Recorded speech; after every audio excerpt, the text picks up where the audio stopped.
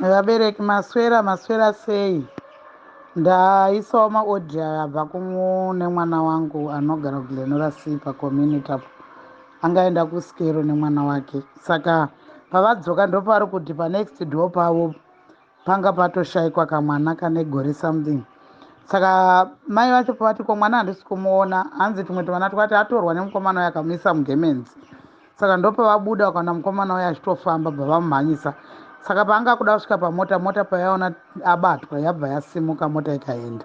Mukomana uya abatwa akarohwa.